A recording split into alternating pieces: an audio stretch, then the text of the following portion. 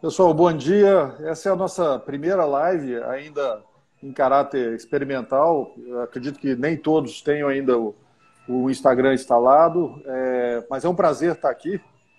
Eu sou o Luiz Pedrosa, temos aqui conosco o Carlos Haddad. Como vocês nos conhecem, somos os professores do curso de Administração Judicial Aplicada. Então, essa hoje é 8 de abril de 2020 e nós estamos fazendo essa primeira live para o TJ do Piauí. Vamos lá. Isso, gente. Então, A vai lá, live, Carlos. né, é no contexto aí do curso de administração judicial aplicada, né? Nós temos as duas modalidades no TJ, aquela implantação prática do modelo de gestão e o curso EAD, à distância. Havia essa programação de nós fazermos encontros, aulas coletivas, para a turma da implantação prática a cada mês. Mas nós achamos melhor dividir essas aulas coletivas em aulas menores, né, em lives semanais que nós vamos começar a fazer, como uma forma de tornar, acho que, o aprendizado um pouco mais assim didático, né, menos sofrido, e também para tentar incorporar a turma do EAD, que antes não ia contar, né, com a nossa participação assim, tão mais próxima. Então, vamos ver se essa experiência vai funcionar. O objetivo é esse, né? Nós temos 11 unidades judiciárias para implantação prática, 20 outras unidades, a maioria do interior, na implantação por EAD à distância. E o nosso objetivo é esse, que essa live sirva como um mecanismo, uma ferramenta de transferência de conhecimento e troca de experiências. E eu acho que tem um plus adicional a mais aí, que permitir a muitos de nós que não tínhamos familiaridade com algumas ferramentas. Nós estamos falando, por exemplo, a ferramenta Blue Jeans de videoconferência, estamos falando do Instagram, né? Essas lives e tudo mais. Isso está nos forçando a adquirir essa familiaridade e a usar a tecnologia a nosso favor. Então, eu acho que, como tudo na vida, tem esse ponto positivo. Nós todos estamos sendo, entre aspas, forçados a usar a tecnologia a nosso favor. Vamos lá, vamos aproveitar, né? O E isso foi até um objetivo... ponto, Luiz, desculpe, Vai já lá. interrompendo, que nosso fórum de discussão que está aberto, talvez encerremos essa semana, a discussão justamente isso, o envelhecimento da mão de obra, a adoção de novas tecnologias, como é que nós vamos conciliar, compatibilizar isso?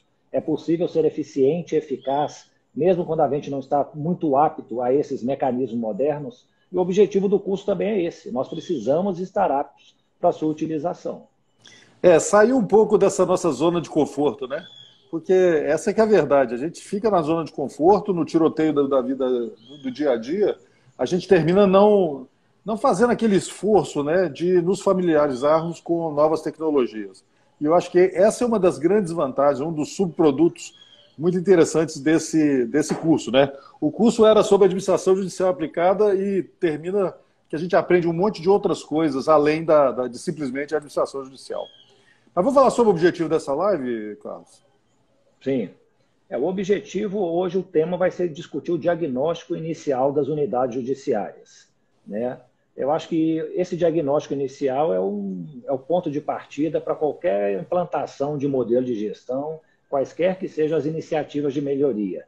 Precisamos nos conhecer para poder saber o que devemos fazer, quais são as primeiras providências que vamos tomar. Então, assim, nós já temos no nosso EAD um diagnóstico online que deverá ser realizado pelos participantes. Cada unidade judiciária, seja pelo presencial, seja pelo EAD, devem preencher esse questionário. E assim, nós já recebemos algumas pessoas ainda não fizeram, e o objetivo aqui é esclarecer alguns pontos, mostrar a importância desse diagnóstico e lembrá-los de que até sexta-feira seria o ideal para que vocês fizessem isso e nos entregassem, para depois que a gente desse um feedback para vocês. Uma coisa importante a falar, pessoal, é que toda ferramenta de diagnóstico é tipicamente uma ferramenta de autoconhecimento, né? Tipicamente a gente convive com problemas, convive com situações à nossa vara e nem sempre para efetivamente trazer para um estado de atenção que nós temos alguns pontos de melhoria, alguns pontos para melhorar. Então, eu acho que o diagnóstico ele deve ser interpretado, entendido, como uma ferramenta de autoconhecimento que é ponto de partida para a gente começar a melhorar. A gente está É, acostumado com ferramenta, com esse tipo de diagnóstico. Vai lá, Carlos. Essa questão de melhorarmos, né? Normalmente, quem tem esse conhecimento, talvez até mais profundo da unidade judiciária, costuma ser as corregedorias, né? As corregedorias costumam fazer essa avaliação, verificam como é que as unidades estão funcionando, se bem ou mal. Até a iniciativa desse curso foi uma iniciativa da corregedoria, uma forma de tentar aprimorar a prestação do serviço jurisdicional. Mas eu fico pensando, será que a gente tem que esperar, aguardar que a corregedoria nos fale quais são os nossos problemas? Não deveríamos nós, que estamos lá envolvidos nas trincheiras, tomarmos a frente disso, fazer uma autoavaliação, se autoconhecer, para poder até mesmo auxiliar o trabalho da corregedoria? Então, a proposta também passa por essa vertente. E a gente está acostumado a ter diagnósticos, até remotos, sem até perceber. Por exemplo, o CNJ, ele recebe dados, né, tipicamente as corregedorias enviam dados para o CNJ, os tribunais mandam dados para o CNJ, e o CNJ, a partir desses dados, ele propõe indicadores, né? As metas do CNJ, por exemplo, é um exemplo típico disso. Então, observa que o diagnóstico per si, ele é o primeiro passo. A partir do diagnóstico, você tem insumos para propor ações, propor atividades, e a partir daí melhorar a gestão, melhorar a prestação jurisdicional. Eu acho que também esse diagnóstico ele tem um caráter muito reflexivo. Em que sentido? É porque, assim, não imagine que respondendo o diagnóstico, você chegar e faz assim, tem uma análise absolutamente precisa, com todos os problemas e tal, mas é mais uma reflexão que você tem que fazer. Por isso que nós estamos convidando juízes, né, os magistrados, secretários de vara e mesmo os servidores de se envolverem, de responderem conjuntamente a esse diagnóstico, porque isso aí vai ser uma forma de vocês fazerem uma autoavaliação. Lembra muito aquelas autoavaliações. Como é que foi sua participação no curso? Você se esforçou? Você se interessou o suficiente? Tal. Então é isso. Como é que tem sido sua atuação na unidade judiciária? O que está faltando? O que você sente que precisa ser modificado? Então tem um caráter muito reflexivo de você, a partir da constatação das fragilidades e das suas forças, tentar verificar o que pode ser melhorado ou reforçado. Na realidade, quando você vai no médico, né, quando você tem uma dor, e você vai no médico, o que o médico... A primeira coisa que o médico passa, né? São uma série de exames, uma série de diagnósticos para ele poder entender melhor a situação inicial, a situação do paciente, não é mesmo? Então, eu acho que esses diagnósticos que a gente propõe no curso, eles fazem exatamente isso. E a gente propõe dois tipos de diagnóstico, né? Um diagnóstico que é com questões abertas, né? Que são aqueles diagnósticos iniciais, sobre as pedras no sapato, os problemas que você percebe no seu dia a dia, e acredite, tem problemas no seu dia a dia que você nem percebe, tá? Você sofre e não percebe, a gente acostuma com as coisas, né? E um outro diagnóstico com questões fechadas, são 100 perguntas, né, distribuídas em 9 dimensões, que a gente vai respondendo. E aí que entra o que o Carlos falou. É importante que a gente tenha essa capacidade de refletir. Ao responder aquela pergunta, será que vem até a gente, vem na nossa cabeça alguma possibilidade de melhoria? A gente está trazendo para um estado de atenção algum probleminha que a gente eventualmente nem estava percebendo? E nesse diagnóstico, né, aberto, Luiz, nós fizemos com as 11 unidades judiciárias videoconferências, né, nas semanas anteriores, e nós discutimos cada pedra no sapato, o gênio da lâmpada, né, aquilo que gosta, não gosta na unidade. E nós queremos também, não queremos, nós vamos possibilitar que o pessoal do EAD também faça esse exercício. Não é nada obrigatório, não é uma atividade avaliativa, mas nós vamos disponibilizar hoje, lá no nosso ambiente virtual, esse questionário que talvez possa ser a primeira semente para fazer o primeiro ritual de gestão. Talvez seja um bom início de fazer esse ritual de gestão, discutindo as pedras no sapato, os desejos do gênio, o que você gosta e não gosta na sua atividade judicial. A nossa recomendação seria que os magistrados do interior, que estão no EAD autoinstitucional, né, eles respondam esse diagnóstico entre eles, né, a equipe que está participando responda o diagnóstico e o pessoal discuta entre si essas pedras do sapato, né? O que nos impede de prestar um bom serviço? O que está nos incomodando no nosso dia a dia? e aí, eventualmente, poste lá para a gente ter esse registro inicial. Então, esse é um diagnóstico, pessoal, com perguntas abertas, tá? Pode responder, pode falar o que quiser. Não tem uma escolha, não tem, né, não é múltipla escolha. Já o outro diagnóstico, com 100 questões, ele é múltipla escolha, né? E essas 100 questões estão distribuídas em 9 dimensões. De onde surgiram essas 9 dimensões, Carlos? Essas 9 dimensões foi o que nós pensamos assim numa unidade judiciária, o que poderia contribuir para que o serviço fosse prestado da melhor maneira possível. Então, por exemplo, é indispensável hoje que nós tenhamos equipamentos de informática, uma boa internet, um sistema processual inteligente para que a gente preste a jurisdição. Então, isso está atrelado à tecnologia.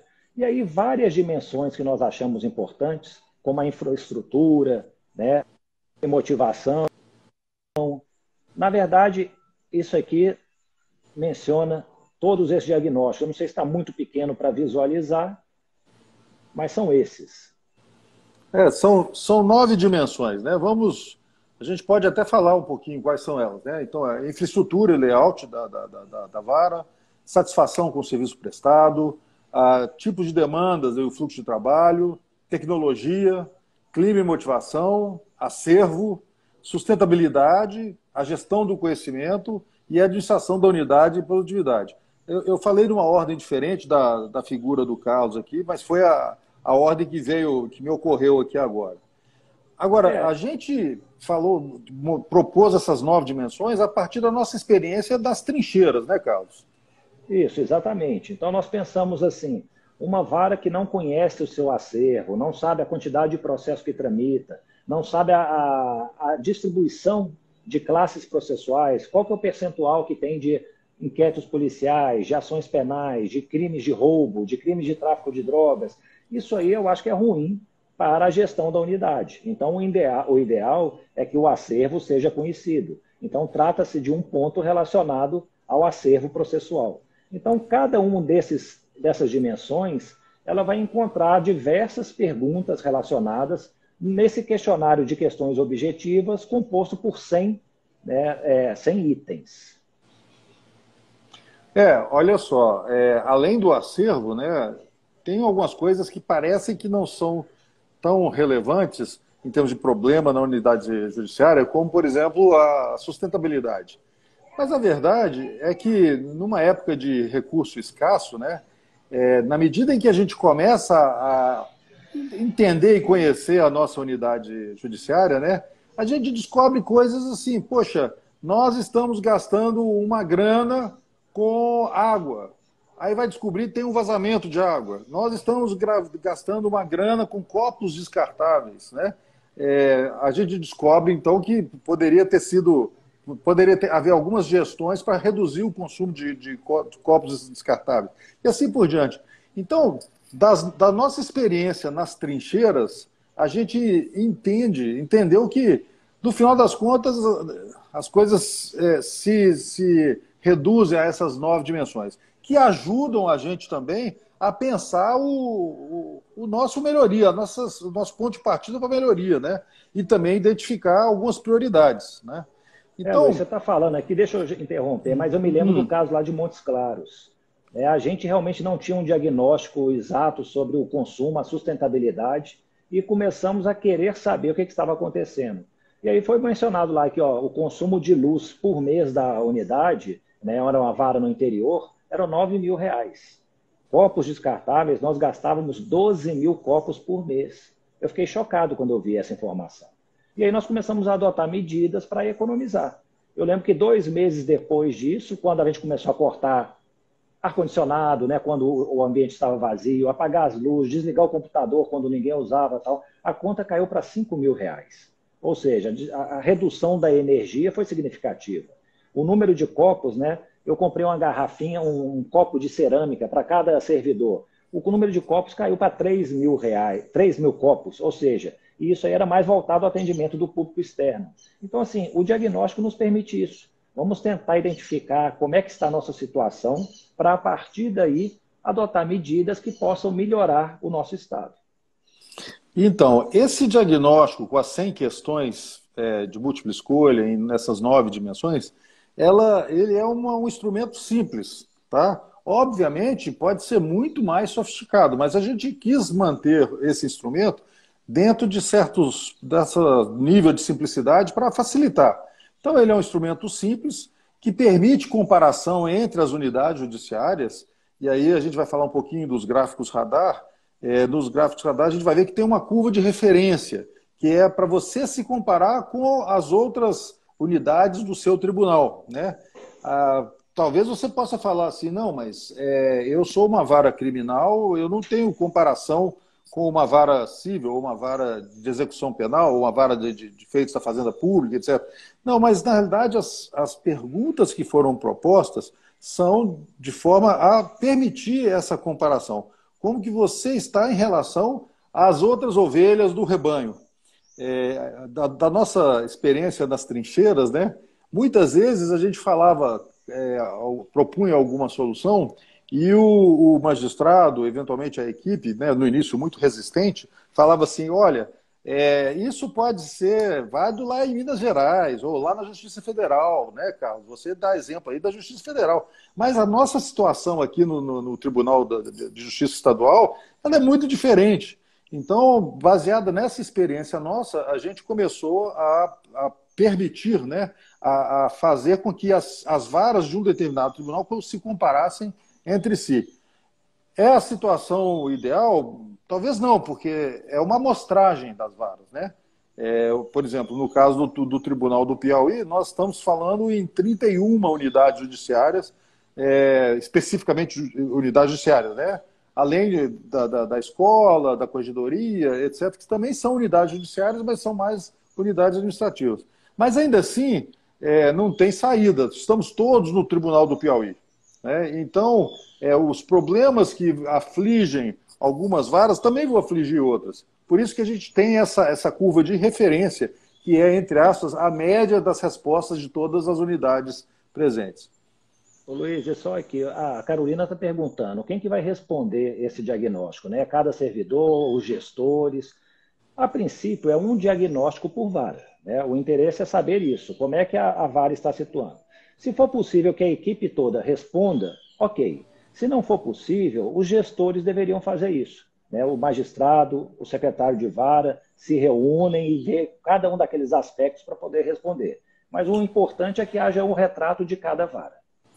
Se todo mundo de uma vara, por exemplo, responder cada um por si, né, a gente pode fazer a média da unidade judiciária, entendeu? Que também é uma possibilidade. Mas, a rigor, a gente só pediu que um diagnóstico fosse feito por cada unidade, tá? E, de preferência, respondido pelos gestores, né? Isso, exatamente. Nós já temos aí 31 unidades participando do curso, né? Então já é um número assim significativo para que a gente possa construir os gráficos radares e fazer a média da pontuação, né, das unidades. Nesse diagnóstico, pessoal, algumas pessoas da corregedoria nos perguntou se deveriam preencher o instrumento, né? A grande maioria das perguntas se aplica também a unidades administrativas. Então, mesmo que você não tenha, por exemplo, um acervo processual, eventualmente você fala, não se aplica à minha unidade, tá? Mas todos os outros, infraestrutura, layout, tecnologia, etc., continuam se aplicando. Por isso que dá para fazer essa comparação. Isso. E aí, esse diagnóstico, pessoal, nós temos uma videoaula específica sobre ele, né, no nosso ambiente virtual, que recomendamos que todos assistam. Os livros também, o nosso manual volume 1 traz também, né, comentários sobre esse diagnóstico. E por isso que, para não ser repetitivo, acho que nós vamos aqui focar em pontos mais importantes. Eu havia conversado com o Luiz, nós tivemos essas diversas reuniões com as unidades judiciárias do Piauí nas semanas anteriores, e nessas reuniões a gente pôde constatar diversos aspectos, né, relacionados à tecnologia, à prestação do serviço, né, à satisfação do usuário. Então, acho que a nossa abordagem seria mais nesse aspecto, né, Luiz? De contar aspectos importantes que chamaram nossa atenção e que dizem muito respeito a um diagnóstico bem feito que poderia apontar a sua ocorrência. É verdade. Por exemplo, foi muito comum a gente conversar, e é muito comum a gente conversar sobre o problema do atendimento, né? Que é efetivamente aquela prestação jurisdicional no balcão, né?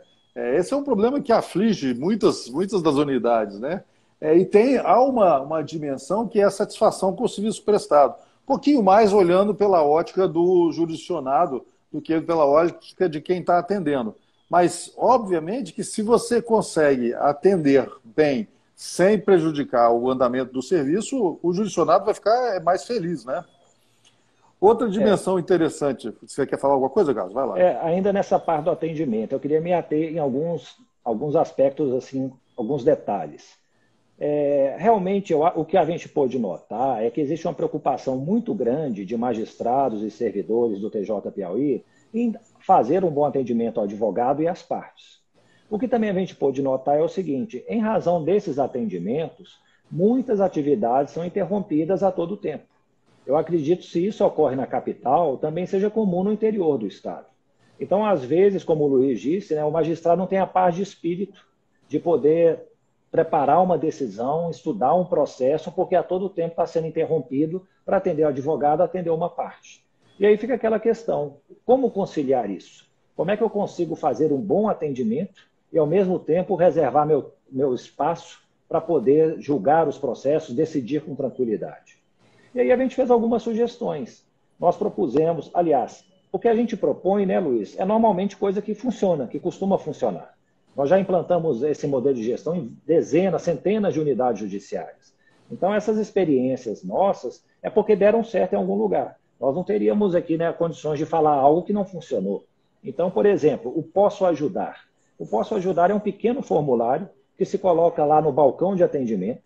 E aí aquela pessoa que quer fazer um pedido, normalmente esse pedido é de celeridade, né? Quero que despache meu processo, quero que peça o alvará, quero que libere não sei o quê. Então ele vai escrever lá no formulário, coloca o número do processo, o pedido, e depois a assessoria do magistrado, o gabinete, eles vão cuidar de tentar responder aquele pedido o mais rápido possível, né? É uma forma de tentar, em vez de ser interrompido no meio da tarde, reserva-se parte do dia de trabalho, talvez no fim do expediente, talvez no início do dia seguinte, para responder aos formulários do Posso Ajudar. Então, assim, você consegue uma organização melhor. Talvez no início ainda fique tumultuado, mas à medida que isso vai sendo atendido e que vai colocando as coisas em ordem, a tendência é que se reduzam esses pedidos e que você seja menos interrompido na sua atividade. Eu estou vendo aqui que a Verusca comentou assim, no interior, principalmente, esse contato pessoal, ele é muito importante, é o balcão, né?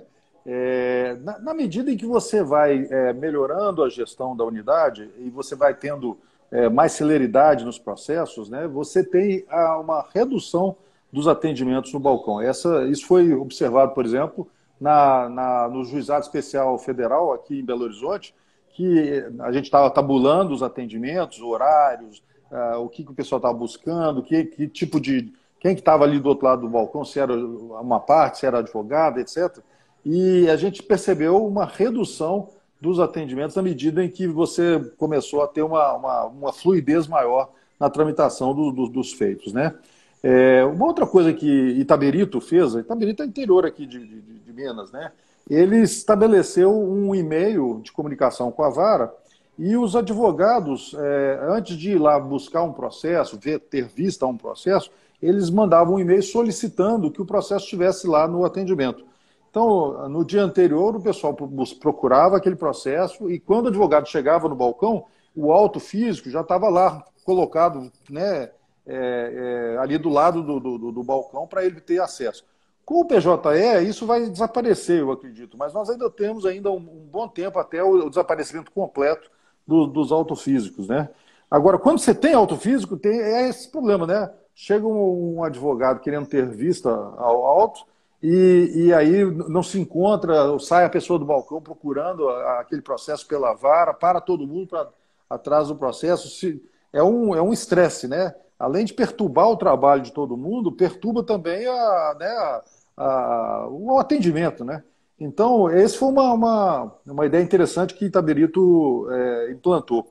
E a OAB local fez o maior escarcéu. Eles reclamaram, etc. E aí o pessoal de Itabirito fez uma reunião com a OAB explicando, olha, pessoal, isso aqui é uma melhoria do serviço. Na verdade, a gente está querendo proporcionar a vocês um serviço melhor. É mais uma opção para vocês, entendeu? Fala lá, Carlos. Luiz, e outra coisa, às vezes eu noto que o pessoal fica um pouco ressentido de não atender, por exemplo, alguém. Eu me lembro que eu estava lá no interior do Pará, né, eu atendia todo mundo, né, sempre atendia, eu sempre trabalhei de porta aberta, mas chegou num ponto lá que, tipo assim, tinha um pedido de aposentadoria de um trabalhador rural que o advogado falou que ele ia lá me visitar para levar o chuchu, os tomates e provar que ele plantava. Eu falei, ó, isso aqui não tem a mínima condição, eu vou interromper meu trabalho. Qualquer pessoa compra numa feira chuchu e tomates para apresentar como prova. Então, assim, isso aí tem que ser algo produzido em juízo. Então, por exemplo, eu comecei a estabelecer como regra, nem todos concordam, mas, por exemplo, partes eu não costumo receber. Elas não têm o conhecimento jurídico suficiente para eu poder discutir com elas e solucionar as questões. Eu atendo o advogado, deixa acompanhado pela parte. Um outro critério que eu estabeleci a parte tem advogado, é o advogado que tem que prestar as informações no atendimento. O que acontece? O advogado ele utiliza a parte, às vezes, como um instrumento até mesmo de pressão. Vai lá na justiça, pergunta lá para o juiz como é que está o processo, vamos ver, força lá a situação para ver se isso aí vai para frente.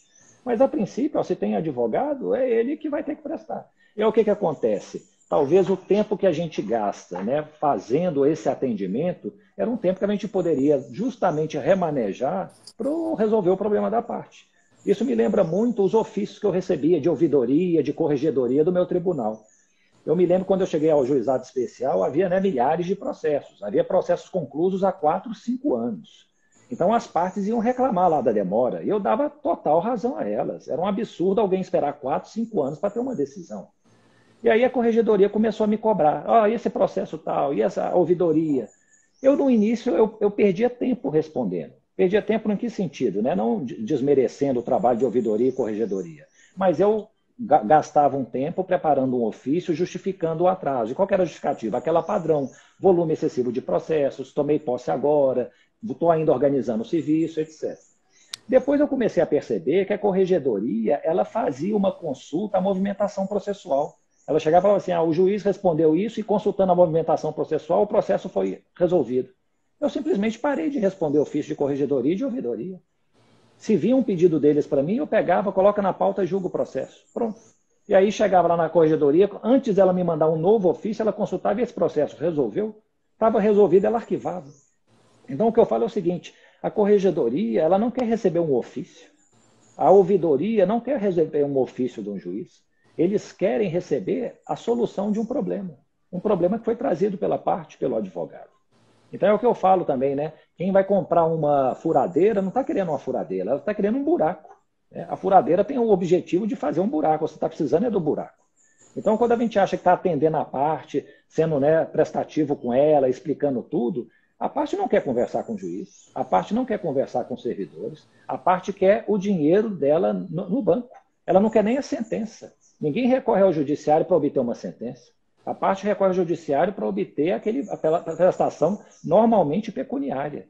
Então, assim, nós temos que pensar nisso. Será que essa prestação jurisdicional que está chegando, ela está sendo, às vezes, interrompida, obstaculizada por diversos atendimentos, que no final é tempo que eu retiro da minha atividade fim?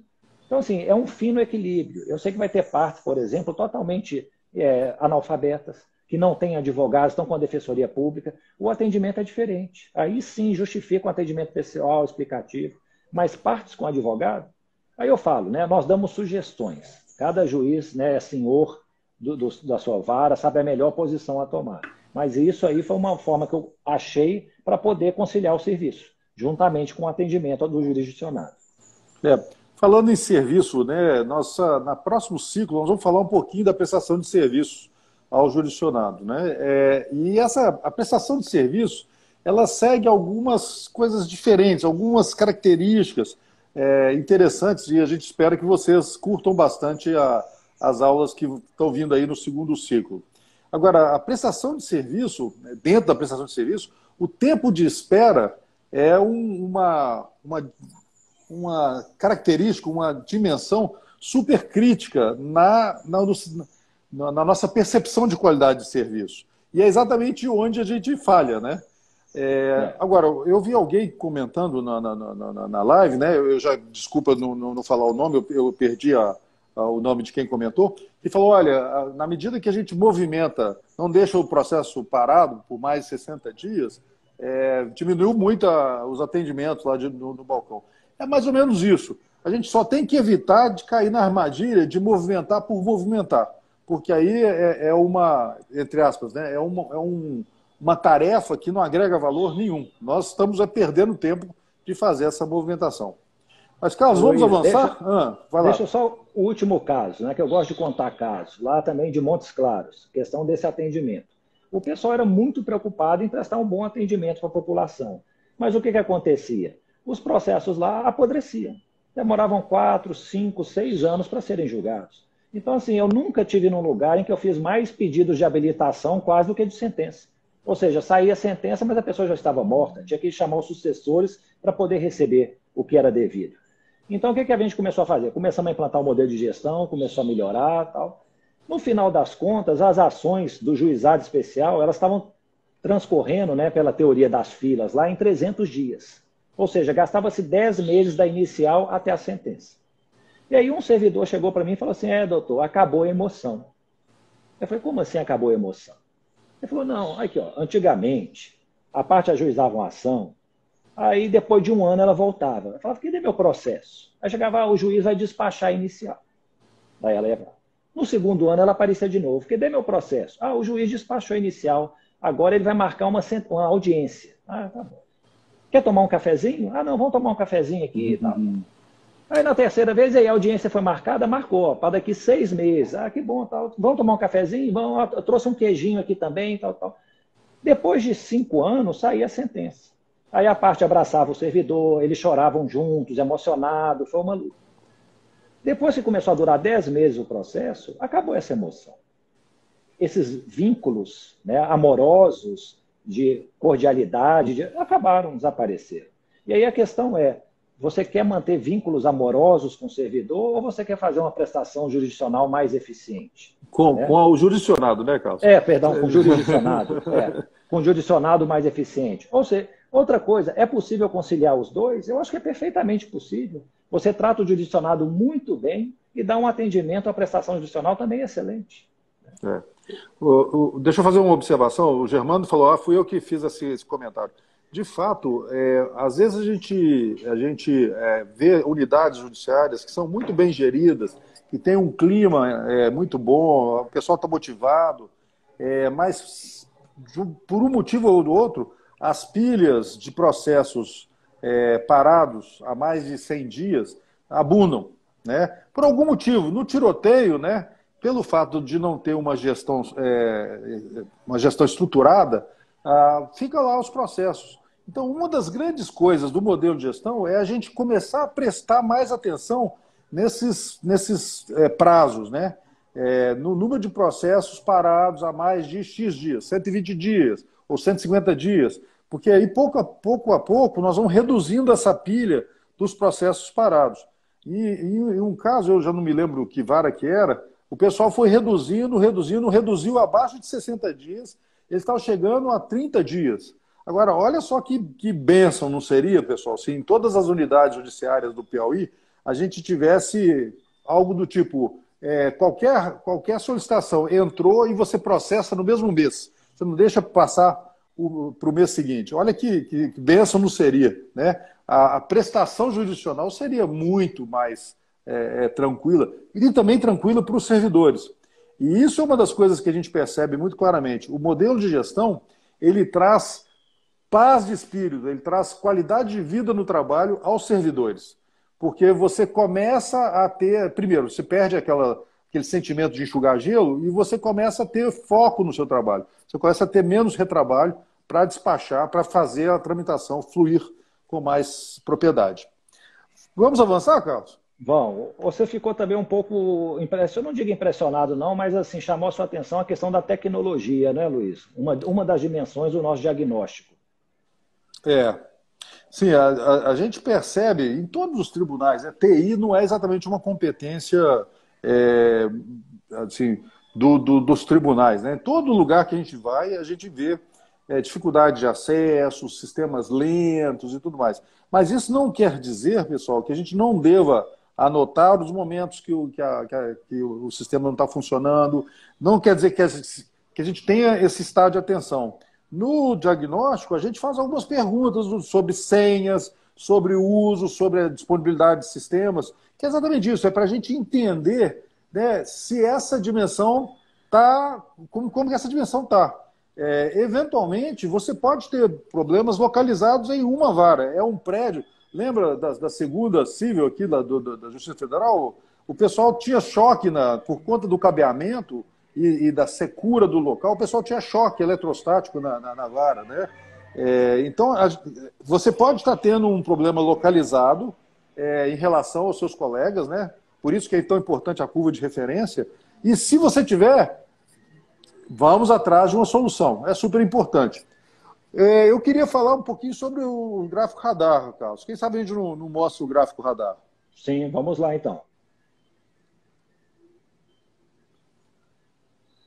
Observa, pessoal, que o gráfico radar, ele lembra um radar, por isso que ele chama gráfico radar, né? E cada um desses raios é uma dimensão, tá certo? Então nós temos aí, especificamente nesse gráfico aí do Carlos, girando em sentido anti-horário, a partir da dimensão superior, né? Você tem acervo, você tem tecnologia, sustentabilidade, satisfação com o serviço prestado, infraestrutura e layout, gestão do conhecimento, fluxo de trabalho, e aí a janelinha do Carlos tampa duas dimensões, que é clima e motivação, e administração da unidade e produtividade, tá certo? Observa que nós temos duas curvas no gráfico radar. Temos uma curva em vermelho e temos uma curva em azul. A curva em azul é o resultado das respostas ao questionário.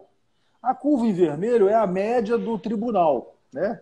Então, especificamente nesse gráfico aí, preenchido pela Catarina, olha só, ela está abaixo, das práticas da unidade dela, ela está abaixo em praticamente todas as dimensões, com exceção, eventualmente, de tecnologia, né? Especificamente nesse caso, eu acho que esse aí era um tribunal do trabalho. Eles estavam muito bem em tecnologia, muito bem mesmo.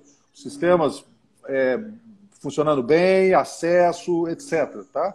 Tecnologia era um ponto alto desse tribunal que a gente teve atuando. Agora, em outras dimensões, por exemplo, sustentabilidade, eles estavam aquém. E a Catarina, ela estava mais fraca ainda, tinha menos estado de atenção ainda em relação, por exemplo, à dimensão sustentabilidade. A outra dimensão que o Carlos está tampando, clima e motivação, ela está muito abaixo dos colegas, né? Então, se a gente, no lugar da Catarina, né, como é que a gente pode usar esse gráfico radar, né? O primeiro ponto é como que eu me comparo em relação aos meus colegas. Então, eu vejo, por exemplo, que em algumas dimensões eu estou próximo. Infraestrutura, layout, eventualmente gestão do conhecimento, aquela questão de fazer cartilhas, né, de formalizar conhecimento, etc. Então, em algumas dimensões, se eu for a Catarina, eu vou fazer, eu tenho dimensões que eu estou mais ou menos igual ao resto dos meus colegas. Mas eu tenho dimensões aqui que, puxa, eu preciso prestar atenção. Então, se eu fosse priorizar uma primeira área de ataque, eu atacaria, por exemplo, essa dimensão que eu estou mais próximo do centro, que é clima e motivação. Entender exatamente o que está acontecendo na minha unidade. Tipicamente, pessoal, quando o clima e a motivação dos servidores, da equipe, tá ruim, está fraco, é porque nós temos alguns problemas. Por exemplo, é um servidor que não se engaja e nada acontece. Ou seja, existe uma situação de desamparo na nossa unidade. Se eu me esforçar muito, nada acontece. Se eu me esforçar muito em produzir, nada acontece. Se eu não me esforçar nada, se eu não atender as demandas, se eu realmente fizer o mínimo possível, também nada acontece. Então isso termina desmotivando os colegas. Porque o pessoal fala, pô, por que eu vou me esforçar se o fulano ou a fulana não fazem nada e nada acontece? Entendeu? Falta, fica pouco tempo aqui, não entrega, etc. Por que eu vou me esforçar se eu tenho essa situação aqui na vara e nada acontece? Então, pequenos detalhes na nossa gestão, na nossa liderança, podem ter um impacto enorme no clima e na motivação da equipe, no engajamento da equipe, né? Luiz, e esse é um ponto assim, essencial, né? Você ter um clima, um bom ambiente de trabalho. Né? Às vezes a gente nota muito aí, ó, às vezes a Catarina, né? São hipóteses, mas quando a gente analisa um gráfico desse, a gente já começa a levantar hipóteses, né? Será que, por exemplo, ela não está muito distante do resto da equipe? Às vezes tem juiz, e isso aí realmente é o gosto do juiz, talvez até a falta de não falar que poderia ser diferente, mas assim, ele trabalha muito esforçado, está lá no gabinete dele, enfurnado o dia inteiro, tentando trabalhar como um louco, mas que tem um pouco contato com o resto da equipe. E aí, às vezes, ele nem sabe direito o que acontece na unidade judiciária.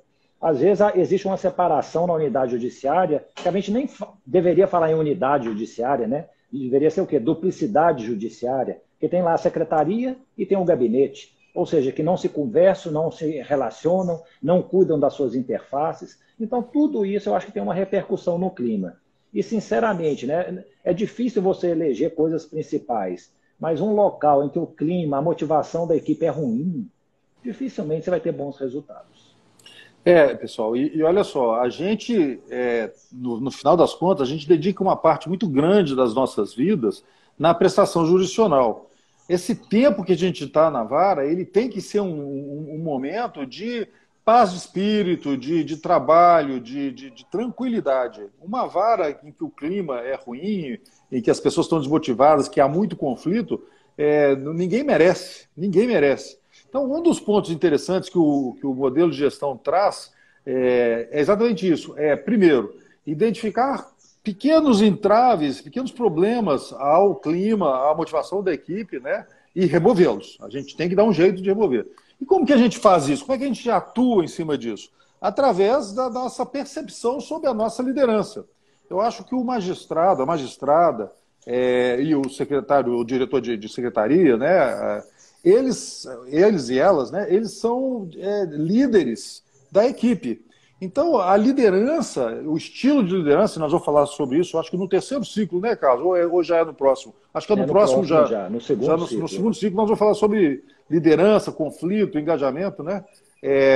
O estilo de condução, tanto de um quanto do outro, é fundamental na gente ter um bom clima e boa motivação. O Carlos falou sobre essa integração entre a secretaria e o gabinete, né? É fundamental que haja essa sincronia, né? Para que vocês efetivamente tenham uma unidade. Eu lembro que uma vez a gente foi numa vara que o magistrado falou assim, nossa, meu trabalho aqui é super tranquilo, não tem nada concluso para sentença, o gabinete está vazio. Aí isso nos chamou a atenção imediatamente, falou assim, puxa, se o gabinete está vazio, é porque tem alguma coisa errada. Nós estamos a vara tinha 10 mil processos, né? E a vara tinha 10 mil processos. Opa, se o gabinete está vazio, tem alguma coisa errada, né? Onde é que está o gargalo aí para trás? Porque, a rigor, pessoal, isso não pode acontecer. A secretaria está vazia e o gabinete entulhado, o gabinete vazio, a secretaria entulhada. Quer dizer, as coisas têm que fluir de uma maneira tranquila, de uma para o outro. Problema típico de qualquer vara, conclusões inadequadas, não apropriadas, né?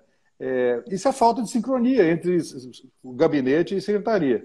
Tem um mundo de coisa para ser feita em relação a isso. Nós vamos ver um pouquinho mais durante o curso, mas a gente não quer antecipar tudo aqui. Mas observa, pessoal, que o gráfico radar, ele nos dá uma pequena pista da temperatura, de como as coisas estão em cada uma dessas dimensões. Para cada uma das varas que preencherem lá a atividade 3, não é, o Carlos? Da aula 3 está lá em entrega estrela, desse ciclo 1. Isso, é a atividade estrela. Para cada uma das varas que fizer isso, e é uma entrega estrela, tá, pessoal? É importante fazer. Nós vamos preparar um gráfico radar para vocês terem essa percepção, para vocês terem esse instrumento em mãos. E, obviamente, tirar proveito deles, né? É aqui, ó, a Catarina ela teve um desempenho dos gráficos radares que nós trouxemos, foi o pior deles. Mas veja agora esse próximo, como é que ele está. Esse é o seu É, xará. esse aí é um outro gráfico radar que a gente também das trincheiras, né, o Luiz Antônio, em que observa que na dimensão clima e motivação, que está bem exato atrás da janelinha do Carlos aí, ele está até acima da curva de referência, né? Na parte de entendimento do acervo também ele está muito próximo. Aí, em quais dimensões ele estaria um pouco aquém da referência, né? No acesso aos sistemas, eu acho que esse magistrado aí, Carlos, esse meu xará, ele estava com um problema que ele estava com dificuldade de acesso aos sistemas conveniados, Bacenjude, Sim. né? Era uma coisa assim. Então, ele estava com esse problema que foi identificado, né?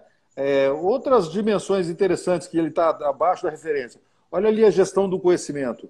Provavelmente ele estava com um problema que é super comum. Como há um rodízio de estagiários, eles estavam perdendo muito tempo retreinando, a cada vez que o estagiário mudava, retreinando o estagiário para fazer aquelas atividades que os estagiários fazem. Foi aí que a gente falou, olha, a sua gestão do conhecimento tá fraca.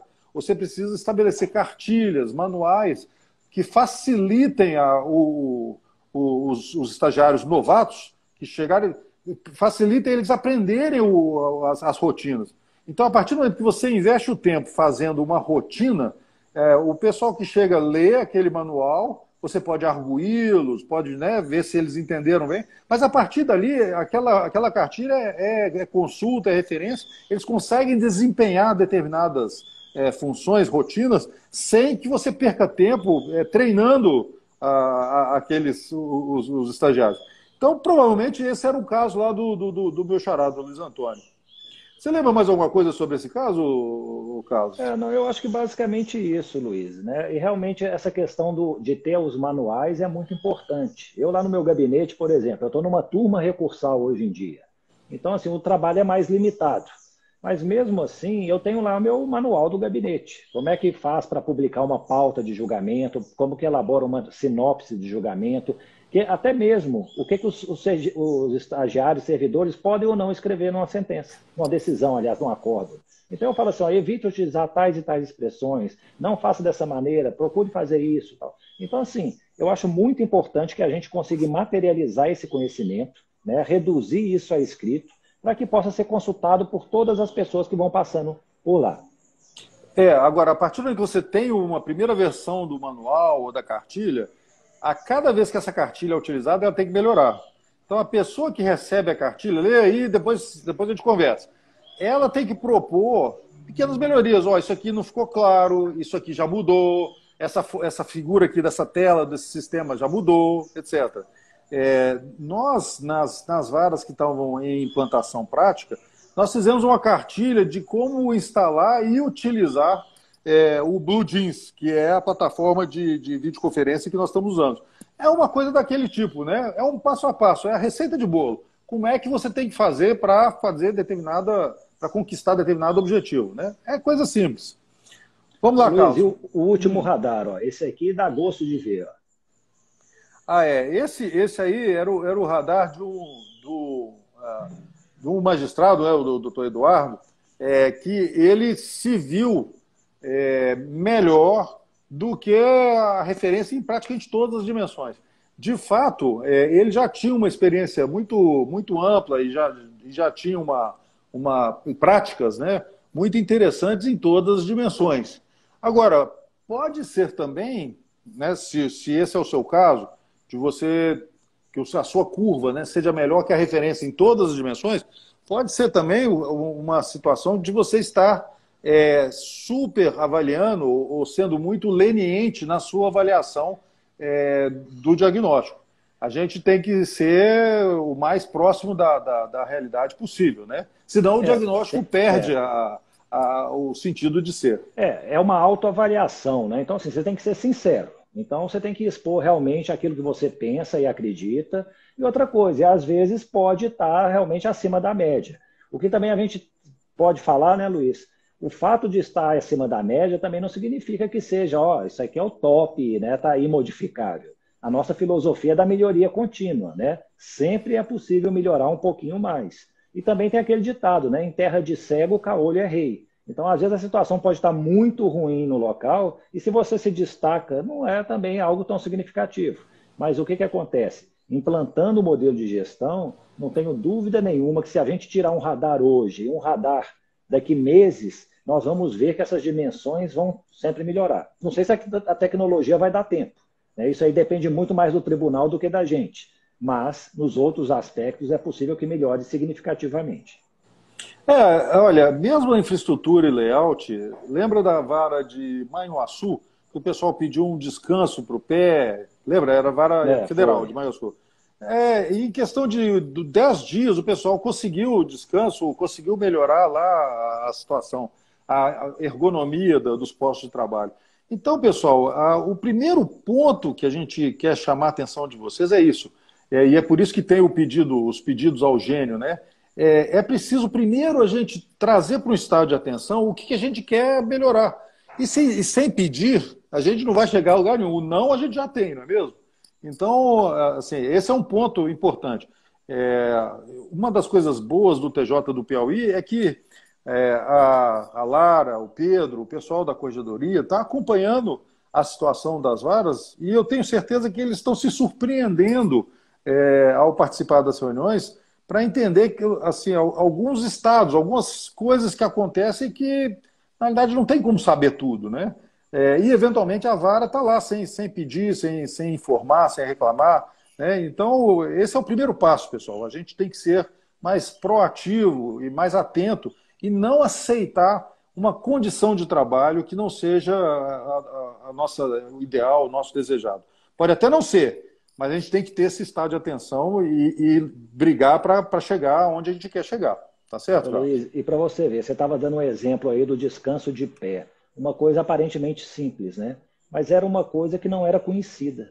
A pessoa precisava, ela não externalizava, não reclamava e ficava por isso mesmo. Então, o que acontece?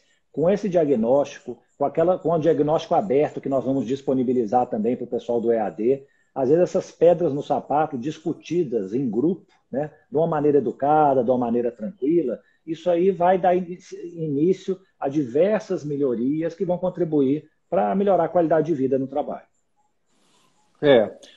Bom, nós já estamos mais ou menos concluindo essa primeira live, né?